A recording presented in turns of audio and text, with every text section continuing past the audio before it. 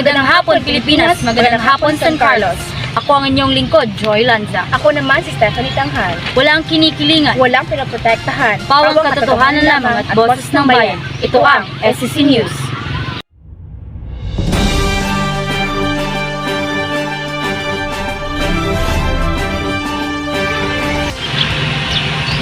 Sa ulo na nagbabagang balita, ang syudad ng San Carlos City, Negros Occidental ay pumalo sa highest forecasted heat index na 43 degrees Celsius. Para sa karagdagang impormasyon, narito si Hannibal Garing nagbabalita.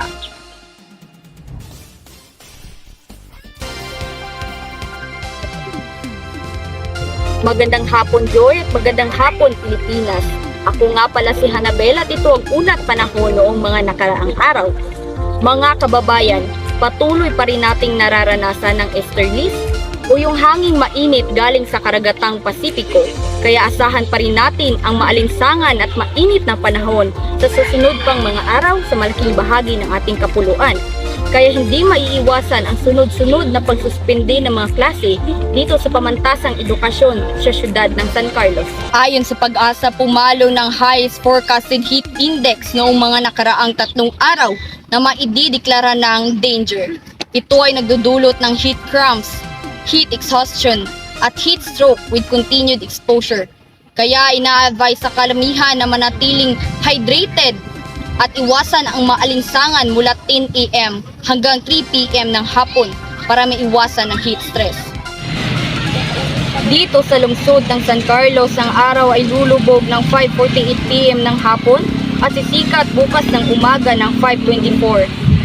At yan muna ang latest weather forecast.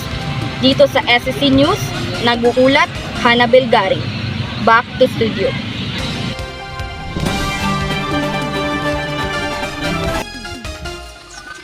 Ngayon naman, alamin natin ang kasalukuyang temperatura sa siyudad ng San Carlos. Narito si Manilyn Sison, nagbabalita. Magandang hapon, Negrosanon. As of May 5, 2024 ng hapon, dito sa Sitio Kalumpang, Barangay 1, ay kasalukuyang mararanasan ang malinsangang panahon, dulot ng 36 degrees Celsius na init, ngunit mahalin tulad ito sa 41 degrees Celsius. So, excuse me sir, magandang hapon po. So, ano pong masasabi nyo sa nararanasang matinding init po ngayon dito sa syudad ng San Carlos? Sobrang hirap po ma'am, lalo na sa pagtatrabaho. Nakakapanghina, sobrang init ng panahon. So, maraming salamat po sir.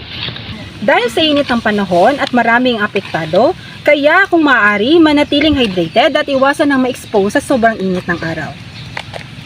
At live mula dito sa Kalumpang, Barangay 1, nag-uulat Manilyn Sison. Back to studio.